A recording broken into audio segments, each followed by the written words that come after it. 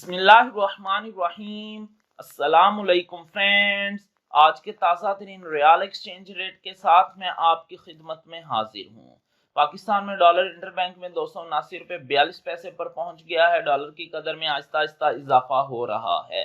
Riyal rate में भी आने वाले दिनों में कुछ पैसे भी इजाफा हो सकता है और 1 रुपये तक भी इजाफा देखने में आ सकता है। चलें देखते हैं कि आज सऊदी अरब के मुख्तलिफ बैंक पाकिस्तान और इंडिया के लिए रियाल का क्या एक्सचेंज रेट दे रहे हैं।